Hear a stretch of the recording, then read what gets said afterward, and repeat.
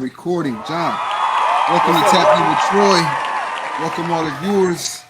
I'm back with my guy. I had to start I should have had him as my first person on, but I was able to get the guy that kind of got me started in the game. Hey man, as long as you get started, that's what it's all about. All right, we got Coach John DarJean from the Dominican Rap. Right. I know if you're over here from John's channel, you're already familiar with John, but John has a very unique story. We've actually been here on the island about the same amount of time. Really? Different paths. And, I'm not going to talk too much in the beginning, John. I'm going to let you tell us a little bit about yourself and your channel and everything. Cool, man. I appreciate it. My first day in the Dominican Republic was January 1st, 2020. So I don't know if you was there before me or after me, but it was probably right around the same time. February. Oh, you was February. Well, I bought my place in February 2020. And then I came down full time. Gotcha. February 2001. Gotcha. Yeah. That was right in the middle of COVID, man. That was the hard. Yeah, it was crazy, right? Tickets was cheap, man. I was flying on Spirit for $89.22. What? You can't beat it, man. See, I was a little bougie. I had a buddy pass when I first started coming down. Okay. With American, but I was a little bougie. Like, I'm Spirit, man. You can't. Them seats, man. You got a bad back like me, man. I don't know how you. I've learned you got to upgrade, man. You have to upgrade if you get on Spirit, especially with my back and my neck issues and everything, man. Yeah. It's another thing we share. We both got bad backs, man. Right. Too young for that, man. Yeah, I know it, right? So, man, where are you from? Where are you from, Coach? I'm born and raised in Baton Rouge, Louisiana. So that's black. You know where that's at. Everybody knows Baton Rouge. Yeah, but black, you know about Baton Rouge. Right. Everybody always talk about New Orleans, but we're about 1 hour away from Baton Rouge, Louisiana. That's where Kevin Gates is from. Lil Boosie, Lil Wayne. I mean, not Lil Wayne. Webby and all of them. Yeah. They definitely made Baton Rouge famous. NBA Youngboy. That's not my time, but NBA Youngboy, he's from Baton Rouge. Yeah. Okay. Yeah, man. And what are some things about Baton Rouge that a lot of people don't know? Wow. Baton Rouge is really not Louisiana. It's it's like the boiling pot of Louisiana. It's not like the Creole Cajun side. It's now you do have that. You have you have your special seasoning and sauces, and you got people doing crawfish boils and stuff like that. But you got to go like to Lafayette, Opelousas, New Orleans to get the real feel of Louisiana. You can't go to Shreveport or Baton Rouge. But Baton Rouge is kind of country, but you want to get real country and Cajun and Creole, and they call it coon ass, and I'll say this, and I'm just throwing this little piece in. In Louisiana, people call each other coon asses, but that's not a bad thing. White people call people coon asses. Black people call each other coon asses. And so like coon, like calling somebody a coon, that's a bad thing. Right. But being a coon ass, that just means you are a Creole. Like my dad, he called me a coon ass. My mom called me a coon ass. And some of my Creole cousins and stuff, like we'll run down a chicken and grab it and put it in the headlock and catch about 2 or 3 chicken. And we'll do like coon ass stuff, like Creole coon ass stuff. Okay. Yeah, but we don't use that term a lot because in Louisiana and across the United States, the word coon means like it's like a bad thing or whatever. But in Louisiana, man, we call each other coon asses all the time, and it's not a bad thing. Okay, one of my best friends from the Army, one of my brothers, we're not in touch like that. But when we do get in touch, it's like we fall right back in. It's from Crawley, Louisiana. My man Chris. Oh yeah, that's the country. Yeah. So I'm originally from the country. part of Maryland. So, you know, he would be telling me stuff like, man, I know all about it. He's like, man, how you know about it? Man, just the country is the country, bro. You know what I mean? Dirt roads and all that, man. So it don't change. When I moved here, you know, my road hasn't been paved yet in the development. And it was right. You're like, man, you live on a dirt road. I'm like, man, I was born on a dirt road. What are you talking about? It's no big deal. But what's and I know this is an interview about me, man, but what's like what city are you from, like born and raised? Woo, I was born in Chestertown, Maryland, Chester River Hospital. And the town that I grew up in was called Pondtown, Maryland. That's how it's pronounced. It's country. It's country. Okay, got it's country. Like one store country. So you said, wow. No Walmart, no Walmarts or nothing. No. one store. Like one store. You gonna have you got family over there? All my family. Or you got to take me up a large amount of my family is my mother and my father's side is from this town. We pronounce it Porntown, but it's Pondtown. And it's an all black town. It was like growing up in people make fun of me when I moved to Delaware. They're like, you from Rosewood. It's like, you remember the movie Rosewood, right?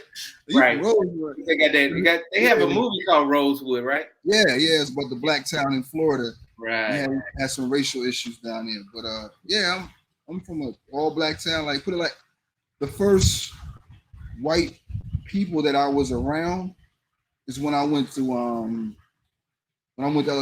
kindergarten. Oh wow. So like growing up, my whole town was black. So unless we went to Chestertown or we went to somewhere out of the town, it wasn't any white people around. This is when I was there. Now it's white people have moved in and they're actually trying to change the name of the town, which is crazy. Yes. But yeah, man. That's the town. So anyway, I'm sorry, man. I didn't mean to mess it up. It's all good, man. And you know, we also we share a similar background with working with youth.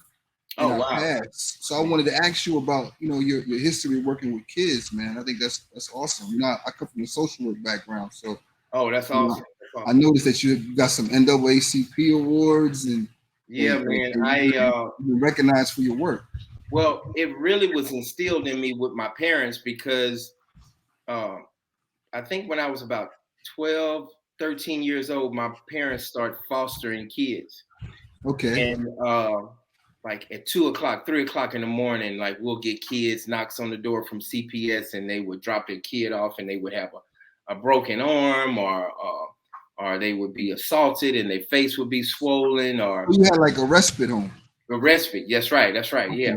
Okay, so, I know, I'm familiar with that. I know about that. A lot of people don't know about respite, so yeah. And the kids too. So like, my mom had a respite home and she had foster home. So like, you know, she would keep people long term and she would keep people short term. Okay. So really, so I just remember the kids coming in and I would grab my baseball or my glove or my toys, my He-Man toy or whatever I had. And my mom would be like, go grab your He-Man toy. Cause you know, they would come in and these kids would be confused and they would be crying and it would be you know, brother and sister. And they would be like, what's going on? So my mom and my dad would say, yeah, go grab your He-Man toy or go grab your baseball or take them in the morning, take them to go throw the baseball and go outside and y'all go play basketball and stuff. So I was like, my passion kind of was instilled from my parents because I was always like, my mom, she really loves kids. My dad really loves kids. And that was instilled in me. So when, you know, when I got older and when I was married at the time, me and my wife at the time, we started fostering kids. And then after I got the divorce, I just kept fostering. And, you know, and you don't see too many single men that's fostering children. So I had 3 or 4 children in my house all the time. And I loved it, you know, being a foster. Now, when I was married, we had girls and boys, but when a man is a foster parent, doing foster children, they can only have boys. Why is that? I don't know, man. That's crazy. You know what? That's some sexist stuff right there. You know right? That's crazy, man. What if what if I have a daughter and then I want to foster another daughter? I can't foster another daughter because I'm a man. That's crazy. That's crazy. Yeah. And I have my son. You don't think young ladies need men in their lives? That's right. That's right. And it's just weird. And if you're a perverted head, you're gonna pervert toward boys and you're gonna be a pervert toward girls. Right. So it does. So if you just sick in the mind, people, you see little boys get raped and you see little girls that get raped all the time. So, absolutely. So yeah, I mean, I think it's, but you know what? I will say this from being I was getting ready to criticize the system, but I forgot that I was a part of the system. But I think being a part of the system, I understand the liability because one accusation could ruin you.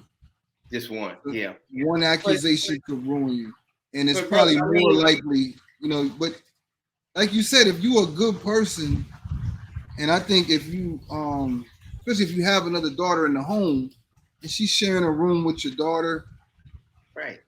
But if you sick in the head, you just sick in the head. You're sick in the head. I agree. Man, it don't even matter, man. Like there's some good fathers out. There's some good homes that probably got passed up because it was just a male, and now she's just sitting in a group home when she could have been in a home, but because she's a girl, she can't go with the man.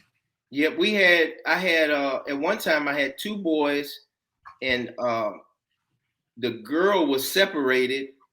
But I took the two boys and the sister. She had to go to a different foster home, and I could have took all three of them, but it was a girl. So now you got to split them up.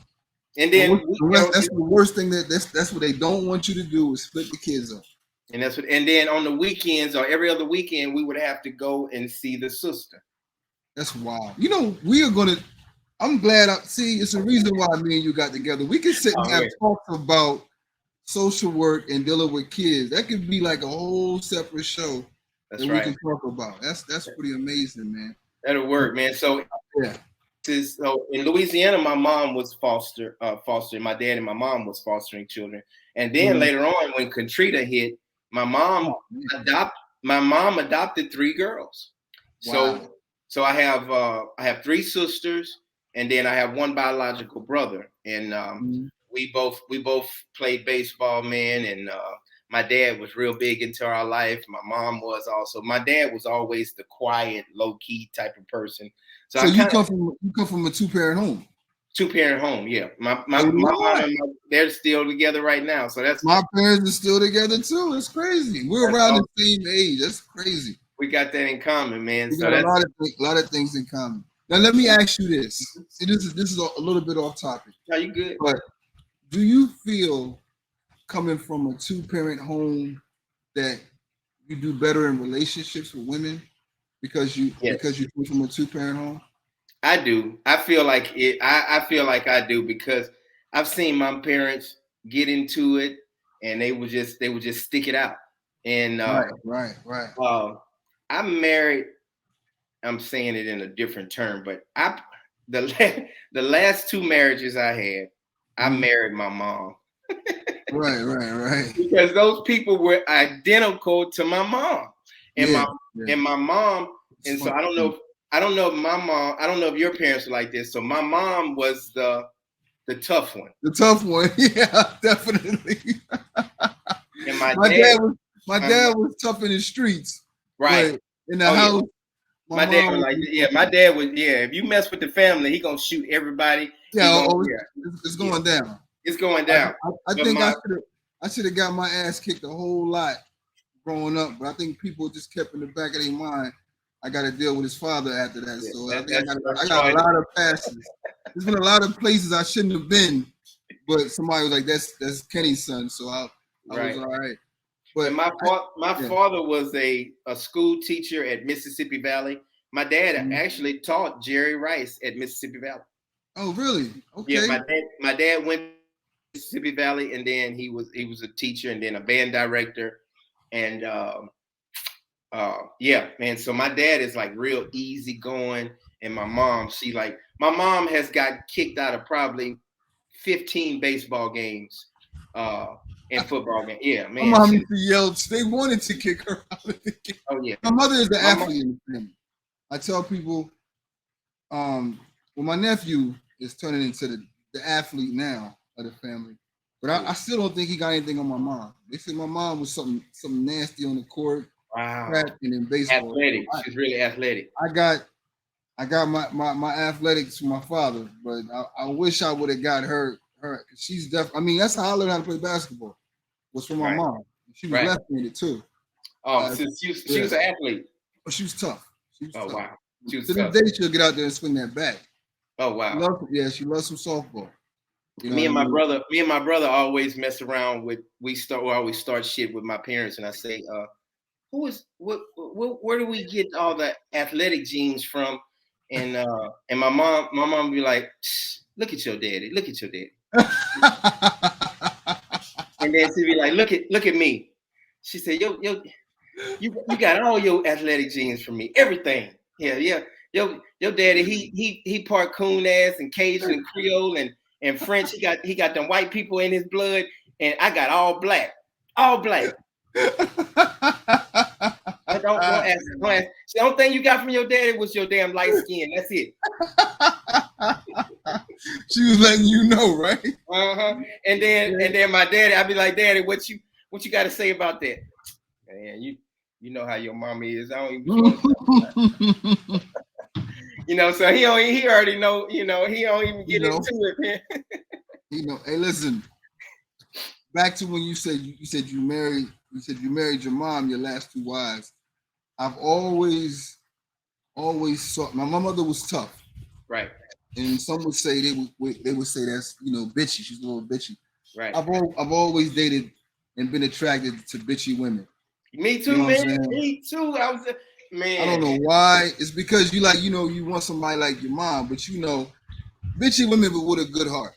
You know what I mean? So and I know she and all my I don't talk bad about my ex-wives or whatever, but they are just like my mom and Dominga, the girl that I'm dating, and eventually, I'm jumping the gun a little bit, but we're gonna get married next year. She is not like my mom at all. She's real quiet.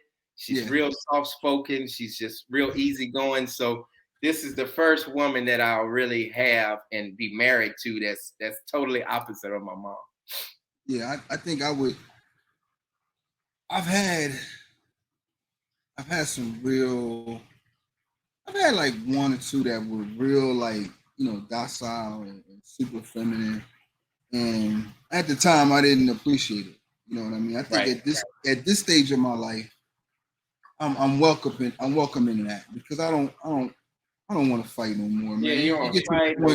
I don't want to argue. Like I keep saying, John. I keep saying 2 years, 3 years from now, I'm gonna be in the mountains somewhere. You told me that, man. That's walking around wearing linen on the compound. Ain't mad at you, man. Ain't mad at you. I need total peace. You know what I mean? Total peace. That's right. But listen. Back to that NAACP award. That's big. I know you're going to downplay it, but to me that's big. What other awards have you won for helping out kids? Well, man, I've received the NAACP humanitarian award in Hollywood, California, and then I received the Martin Luther King All-State Award, and that was in Atlanta, Georgia. So for 2 days, I spent time with the King family, Martin Luther King's son and his Martin Luther King's sister. And I sat at the dinner table with me, and they gave us the award, and they came and I had a big baseball program at the time. This is before I was assaulted, and I was just doing a whole bunch of things for the inner city community. We had one or two white kids on our team, but most of the time we always had African American kids, and we had Mexican kids also because I was in Texas at the time, so we always had 2 or 3 Mexican kids, and yeah, man, that was it was so fun to me because I'll say this, and I know a lot of people know, and for the people that's on your channel, you know, I was drafted from Dallas Baptist University, and I was drafted by the New York Yankees in the 6th round. And after, and we're gonna come back to this, but after I stopped playing baseball, man, I was like having like I wasn't in the military, but I hear about this. I don't know what type of term it is, but like I played baseball from when I was 5 years old all the way up to when I was 23 years old. Mm-hmm. So I was like, I was having withdrawals because when I got released from the Yankees, I tore my knee, and then they said, "Hey, we got to let you go," and it's a business, and it's cool, that's fine. Right.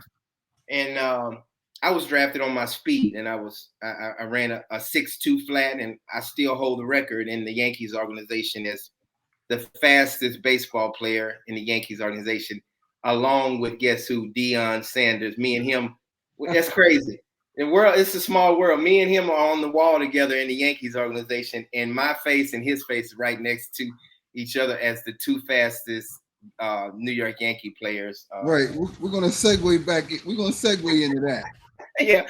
Well, so anyway, where was I? I was talking about. Oh, so I was having withdrawals, man, and I was like, when I was married at the time, I would be hitting my wife, and people taking it like, hold up, wait, you was hitting your wife? I would be sleeping in bed, and then I would think I'm on the baseball field because I was having withdrawals. Oh, and I would think I would be like on the baseball field, and I would go, and then I would hit her like in the side of the neck or in the head, and she's like, "What you doing?" And I was like, "Baby, I'm so sorry. I thought I was on the baseball field." Yeah, you was having a little PTSD or something like. Yeah, man. So I guess football players and baseball, right. but military, I see what military people go through. I think the thing for a lot of military people is that they have a problem adjusting because you come from a structure where it's built on respect. It's built on, you got discipline. People aren't late for work. And then you come to the civilian world, and now an 18-year-old kid can tell you to eat something. You know what I mean? You like, what? Like, what? You're at a job where you come from being in charge of 150 people or 20 people or 30 people, and now you're on somebody's team, and somebody might be younger than you telling you what to do, and it's right. It's a tough adjustment. Now that's just being in the military. But it makes you better though. Like because I know it's just hard to transition. Yeah, it's hard to transition. It is the hard transition. Yeah. When I was playing with the Yankees, man, it really taught me a lot because like if the bus leave or the airplane leaves at 7 a.m., you need to be there at 6:30, sitting in your seat. It ain't like hold up, wait, the bus wait for me. Man, when I was in the Yankees organization, if you would be walking up at 7 a.m. and the bus is pulling off, they wouldn't, the coach would be like, keep going. Okay. They wouldn't stop and wait for you. And that taught me a lot. And I'm teaching my son that because, and then guess what? You get to the game, you got to take a taxi to the game, but guess what? You got a $1,500 fine because you missed the bus. Oh man. So that really helps you prepare for life. And it's, and I know you saw that in the military also. Ooh. I got a story for you. Go ahead. We got something called movements. So like if you're about to fly overseas or somewhere else you're about to deploy, it's called a movement. Mm-hmm. So, and we have a manifest. So if you're going to get on a plane and go somewhere, everybody's name has to be on that. It's going to be there. It's got to check on that manifest, right? And you don't want to mess up the manifest, right? So every equipment, everything is going to be on the manifest. So I got real sick. I didn't want to go anywhere because there are people that served in the military. I'm not even going to front like I'm G.I. Joe. I wasn't really with none of that mess. Right. So I didn't want to go. We were going to Egypt. I didn't want to go anywhere. So I got sick. Like, I mean, sick as a dog. but I still was gonna go. You know what I'm saying? Like I had my stuff packed and everything. But the day before, I was so sick. One of my other brothers, Michael Odom, man, this guy, he's definitely like one of my brothers. You're gonna hear me say that a lot. I don't really throw it around too loosely. Right. But this dude is definitely like my brother. And my roommate P, Brian Pointer from out of Virginia, these like my bros. And they came to me, and my she wasn't my wife at the time, but my wife was there. And they were like, yo, bro, you need to go to the hospital. You started, I can smell you. You stink. Like something, you're sick. Like go to the hospital. It was coming out of your pores. It was coming out of my pores. I'm like, nah, I'm good, man, because I know how important it is to get on this movement.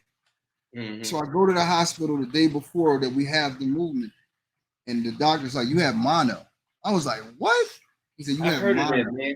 What is mono? It's just like it's a respiratory something. It's a very bad cold and illness. Gotcha. And he's like, you can't get on the plane because he tells me I have mono. I said, well, I can't have mono. He said, you're gonna have to have quarters for a couple of days. We got to quarantine. I said, I can't. I got it. We're going to Egypt. It's contagious. Yes, very contagious. Mm-hmm. Very contagious. So he was like, we got to quarantine. So I was like, man, I can't quarantine. I got to go catch this manifest. He was like, no. He said, I tell you what, if you get on that plane, when you get back, I'm going to make sure you get demoted. And he was an officer, because most of the doctors are officers. He wasn't playing. He was not playing, because he would have, if I would have got on that plane, everybody would have got sick. Gotcha. He would have got in trouble. He was responsible. Right. Right. So, man, I'm like, damn. So now I got quarantine and we leaving tomorrow. So I had to go back to work and show them my letter. And I just dropped it off in the office and left. Gotcha. And I didn't say anything. I was just like, yo, I got quarters. I can't go nowhere. Right. Man, they were so tight with me. They came back. When they came back, they were doing things on purpose to stop me from getting promoted because I had messed up the man. Y'all, man, that right there. That's how serious it is. That's how serious it is. How serious it is. That's why I know it's important. And plus, the military ingrains in you to be on time. Like, don't show up on time. You got to be there at least 15 minutes early. And I'm teaching my son. My son is a very good baseball player and football player, but I'm teaching my son when those people pick you up, because he have people picking him up. I was like, don't talk about hold up. I got to get my baseball bat and my glove. You need to be standing at the door, ready. Like, yeah. And as soon as they call you, or as soon as you see their truck pull up or their car pull up, walk out with your stuff. Walk out with your stuff. That's it. And so he was bad at that in the beginning. I was like, hey, you need to be standing. Well, they're not hearing it. Stand right there by the door. Sit down by the door. And because it's just respectful, man. And it lets them know how serious you are. Right. Yeah. Everything is an interview, man. Everything.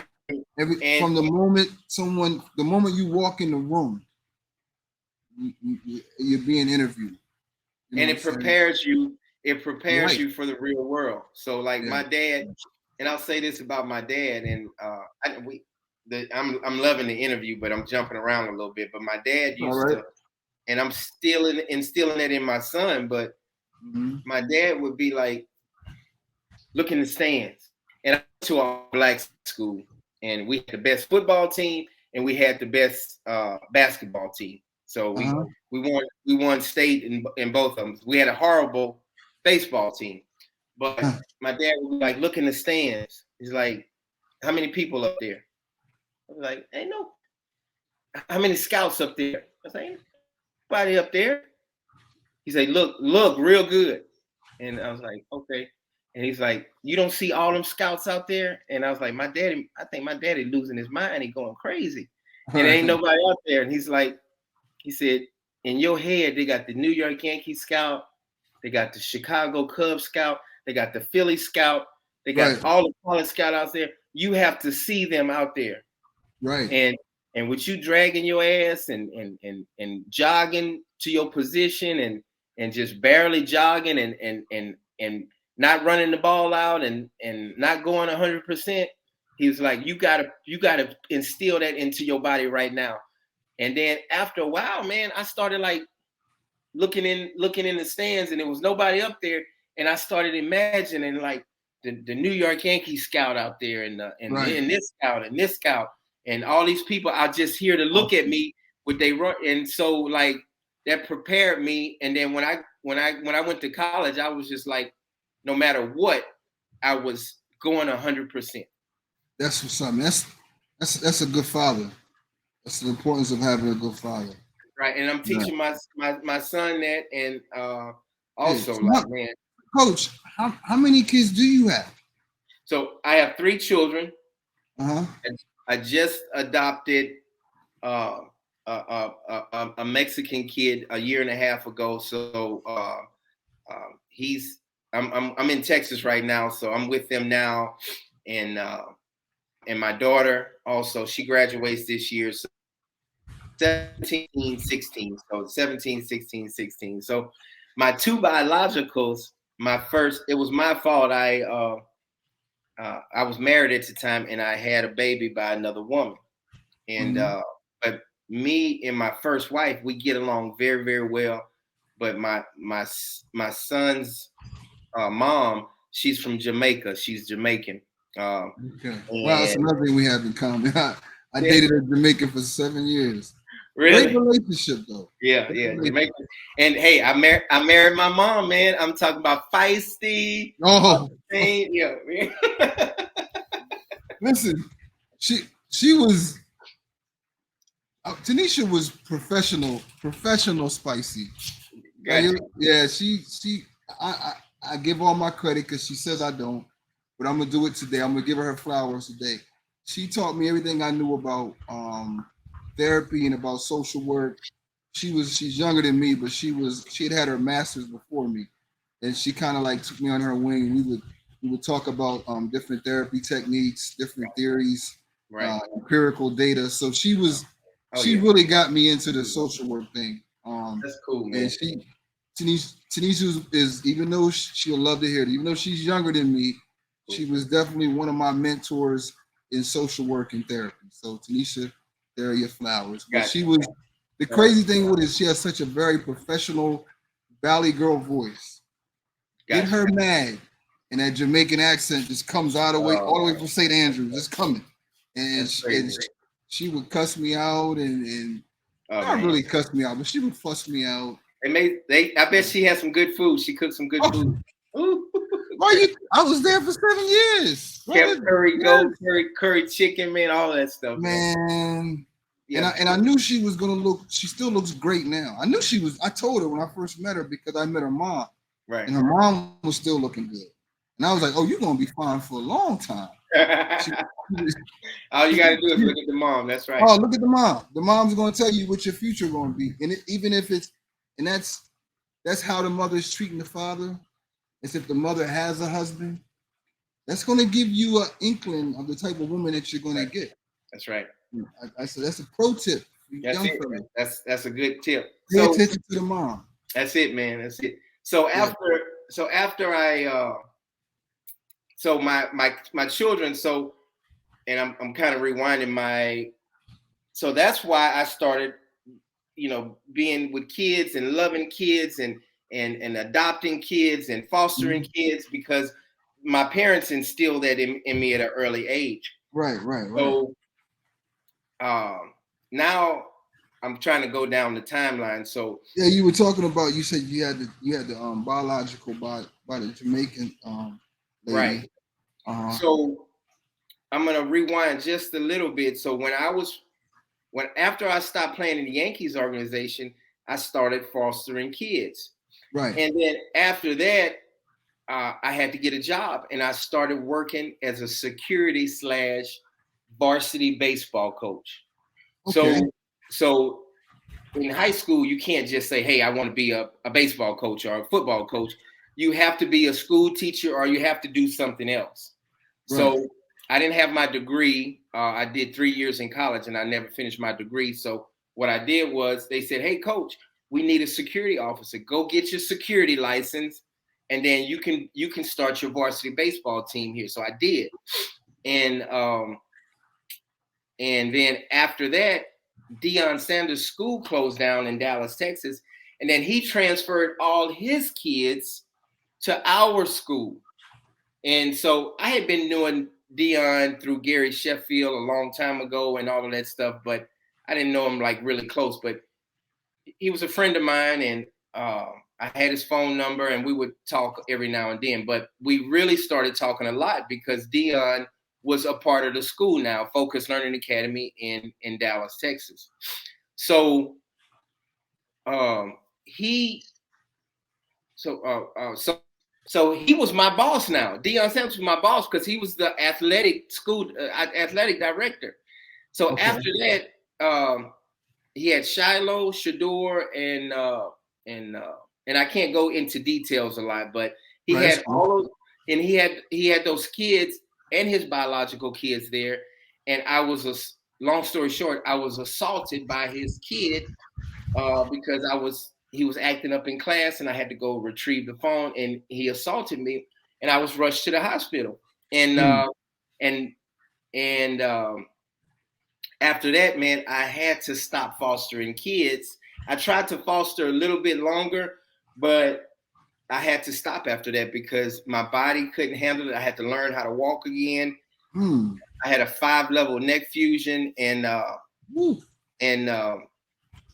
the sad part about it is they had found after Deion tried to cover it up and lie, and his son and all that stuff, they put a CPS report out on me.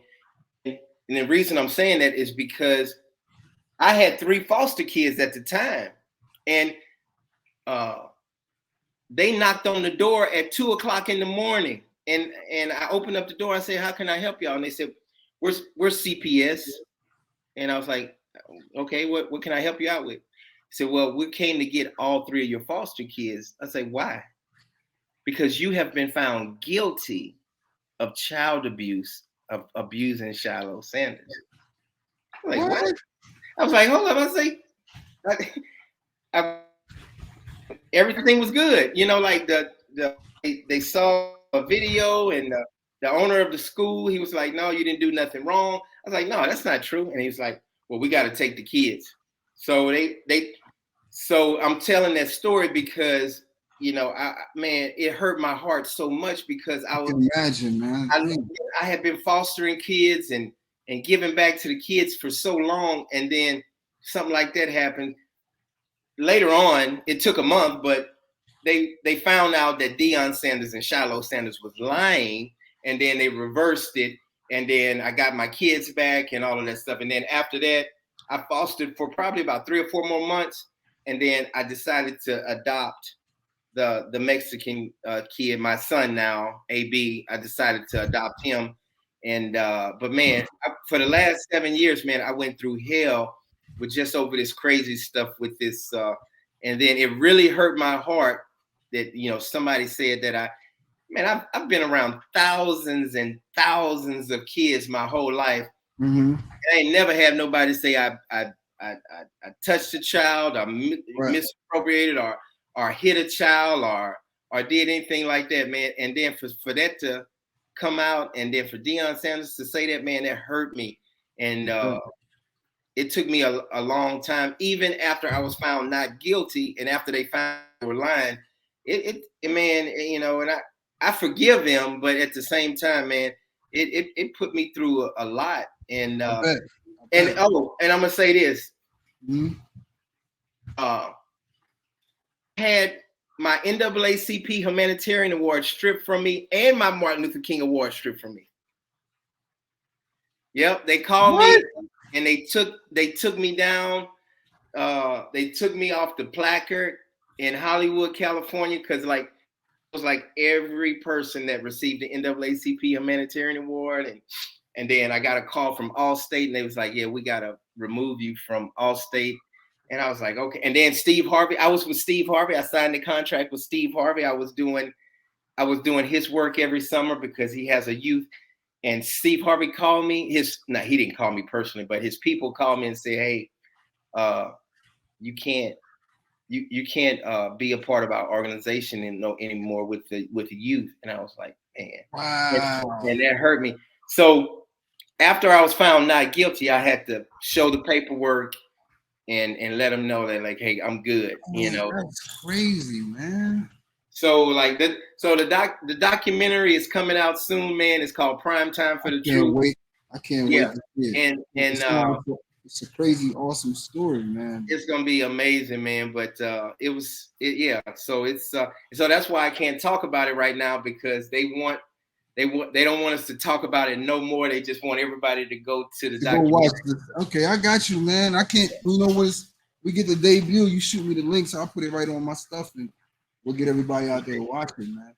So my whole I appreciate it, brother. But yeah, my whole life, and I still right now I'm in the Dominican Republic, and I'm with the orphanage, and we help the children out. And I know you'll be coming pretty soon, and spending time with the kids at the orphanage. But man, just imagine like you helping kids out and you doing stuff for the community, and then you get that lie put in your face, and then you have to kind of rebuild, man. And I have my own nonprofit organization. Yeah, what is it? A 401c? A 501c3. 501c3. Yeah, it was called, and it was in West Dallas, and all those rich white people and black people, they would donate money to keep my organization going, because I had a summer camp, I had an after school program, I had a baseball program, I had a football program, and you know I had some for the seniors to come, and we was donating free food, and all my sponsors, all my people that was donating to me, all the rich people, I was getting like $10,000-$12,000 a month. They just stopped paying me. Oh man, you in Dallas too, DarJean? Yeah. He probably was allegedly he might have been. Who knows? Somebody might have been on the phone calling people. Hey, look, right? But they had heard it through the news. They had heard it through. It was on the news and everything, so people just wanted to back up off of you. Yeah. So I don't even think DarJean. DarJean didn't even want it. He actually was the other way around. He didn't want it to get out, but the news grabbed it. The news picked it up, and then they started running with it, because I wasn't even suing DarJean, and Workman's Comp sued DarJean. So you know, I was assaulted on the job by. So Workman's Comp called me one day and said, "Well, I don't know if you suing DarJean, but we getting ready to sue DarJean." And I was like, "Oh," I was like, "Okay." And so they sued him for like $200,000, and they won also. And I won my case. It took 7 years to win my case, so that's going. But yeah, man, I went through hell with that, man, and so now I couldn't even. And I got a letter, and I'm gonna say this real quick. I got a letter in the mail saying you cannot even be nowhere near around. You can't be around kids at all. Yep. Do you see now? That's when it goes. See, I'm gonna go back to.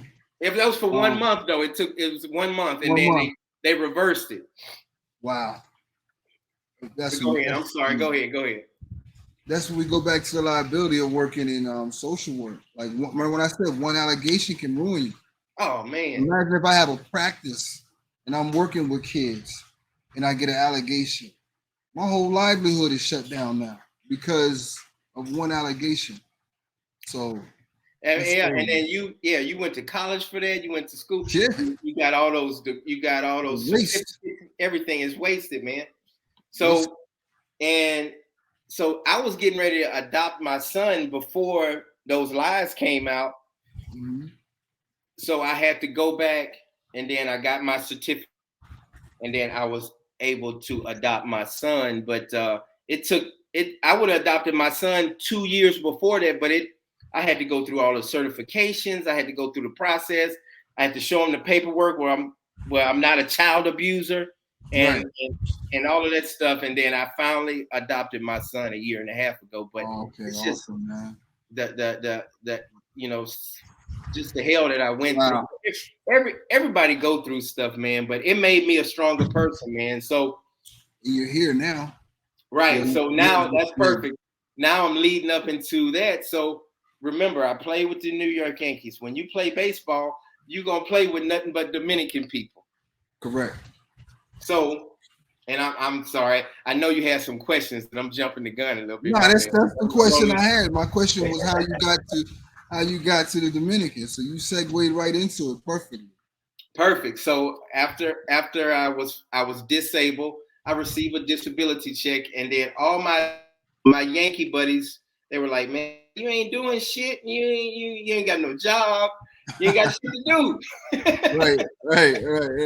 And I was like, "Yeah, man." And so that was like 2020. That was like 2019. And I was like, "I'm gonna just go ahead and get me a ticket." So I got a ticket, and I didn't stay at a resort like everybody else does. I stayed with my New York Yankee buddies that I played baseball with. I stayed with their parents. I stayed with their aunts and uncles and stuff like that because I took care of them when I was playing baseball. So correct. Man, so when I stepped off the plane, I was living in the community with the Dominicans. With the Dominicans. So I'm walking around and everybody looking at me like, who is this dude? And he's American. So I'm like amongst the Dominicans. I didn't go to Punta Cana or Puerto Plata or nothing like that. I was in San Cristobal and in the country. So man, I just fell in love with it, man. And I was like, man, these people, it reminded me of like, you from the country, like everybody's sitting around, everybody laughing and eating. Some people just don't get it, man. They want that fast life, and I'm so okay with just sitting around watching cows walk by. That's it, man. And hey, in San Cristobal, man, you'll be driving down the street and you'll have to stop because like 2 or 3 cows or some goat will walk by, and then you just gotta stop, man. It's just and chickens walk by and like, man, who those chickens and cows belong to? He said, oh, that's for the neighbor across the street. But they just walking around. Yeah, free range. Free range chicken.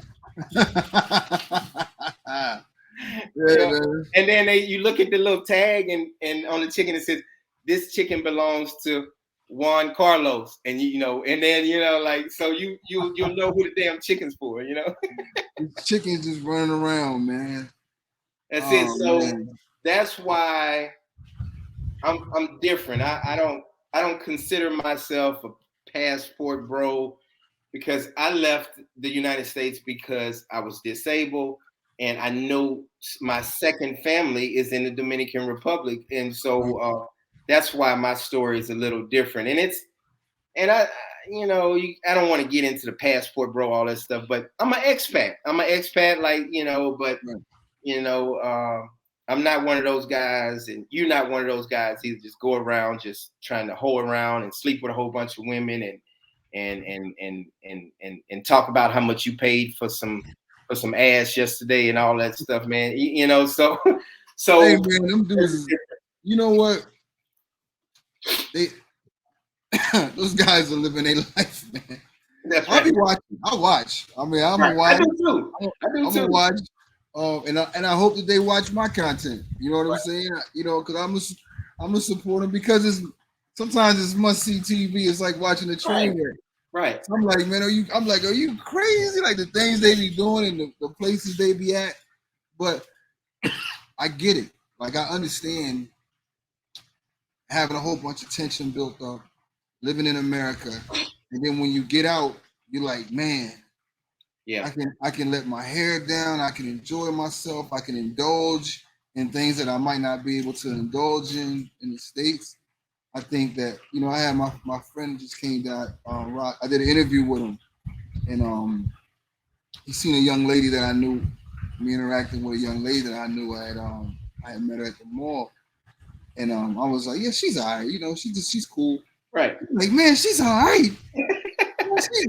God, I can't believe that. I'm like, he said, man, you've been down here too long because you like desensitized. I said, man, when you hear, it sounds crazy, and it still sometimes it takes me. I still get excited sometimes. Right. But it's so many beautiful women, and we talked about this on my live the other day. You'll see a 55-year-old woman walk by, and she got a body like a 28-year-old, and then and it's just you don't see that in the United States because everybody is overweight and obese and And these women, man, I'm telling you, I'm going to coin this phrase. The Dominican Republic has the baddest grandmothers on the planet. You ain't lying. I like that. You're not going to find any finer grandmothers on the planet than here. Bad. You don't have to date the young hottie thottie. You know, it's whatever your flavor is, whatever type of woman you want to find here or any. They're out there. But I'm just telling you, like older women here are very attractive, and you get numb. You get numb. You know what? That's right. It makes life a lot stressful. It's like you're not constantly like, damn. You just like it's like, all right, you know, okay, that's a beautiful woman. I dated 3 girls. I think it's 3 girls, 2 girls. Let's say 2 girls, 2 or 3 girls before Dominga, and Dominga's 42 years old, and man, she's so mature, so at ease. No stress in her life, no stress in my life. She don't bring any stress to my life. We fight. You know, we fight over stupid stuff. She get mad when I wash the dishes because they don't like that. They don't like that. Man, she's like, "What are you doing?" I was like, "I'm just washing the dishes and everything." She's like, "No, I told you I was gonna get that." You know, I was like, "Okay." But let me explain though. Right. Imagine you lived in a neighborhood in Dallas, and your neighbor seen Dominga cutting your grass. I see what you're saying. So reverse it, yeah. So like when her girlfriends come and she see me cleaning or sweeping or something like that, her like she's not doing her job. Right. That meant, oh man. See, that's why I like how you put that, man. My ex couldn't stand that I had a maid. I'm like, I can't wait till you get over here to do this. Right. And when you get here, I don't want you to spend no time cleaning up. We love on each other. We got to have time for us. But she could not stand it. And when she comes over, notice this. I always tell women when they come over for the first time that I'm single. But you know I'm gonna have the maid come through before they come over. They don't believe me. They'll come over and be like, "What woman you got cleaning your house?" It's a woman. A woman's been in. They can tell. A woman's been in here cleaning. They can tell the difference. They can tell the difference. But man, it's crazy, man. And Troy, the way you put it, brother, I love how you put that, man. Like, you know, just imagine, you know, the cutting grass situation, just like you said. You know, it's the same scenario. So I never even thought about that. Right, man. And listen, we got like about a good 8 minutes left. So in this last 8 minutes, go ahead. I think it's important, but I want to talk about who inspires you. Who throughout your life, who has inspired you? What are some events that might have inspired you, some great people? But who got you to where you are today? Who was your inspiration? Man, that's a great question. First of all, I would have to say my parents. Right. Because my parents and my grandmother and all of them, I had a real tight family. But my parents, I'm from Louisiana, so the Ku Klux Klan and all that stuff is real big, and the racism, and it's still big there. But like she would always be a part of the movement to stand up for rights, the civil rights, and the movement of having everything equal. And my mom would cuss a white person out. Our parents come from that era. Oh yeah, era, yeah. They come from that era, yeah. Yeah, my mom enjoyed cussing white folks out that was racist. Now I wasn't allowed to date white women. Right, and my mom didn't let me either. She made a bet with. Let me say this real quick. I'm sorry. Yeah. She said if you can get with a white girl and date a white girl before you sign a professional contract, you can have her. You can do it, and I'll let you date it. And so we shook on it. I said, "That's a bet. That's a bet." That's a bet. So in high school, I was losing, and then I got to college. I said, "I'm definitely gonna get a pretty white girl in college." And I couldn't get one. Man, as soon as I signed that contract and I was on the Yankee, and I had my car and I was a New York Yankee, man, I had like 20 white girls just coming after me. Oh yeah, man. They love the athletes. And then my mom calls me on the phone and said, "Yeah, I know you're thinking about getting with a white girl, but You lost that damn bet, motherfucker.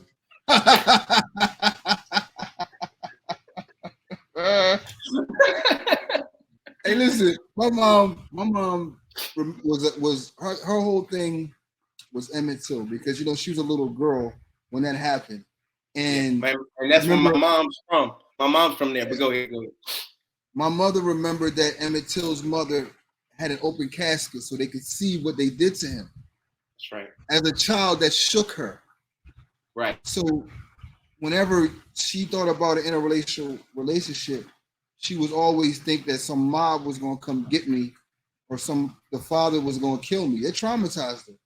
So that's why she would always say, strong. Remember what happened to Emmett Till? Remember what happened to Emmett Till? I'm like, this is before, you can just Google Emmett Till. You had to read up on it. When you start reading things, you hear how severe and how bad it was. Oh my God. Right. So that was her reasoning behind that. She had white friends and right.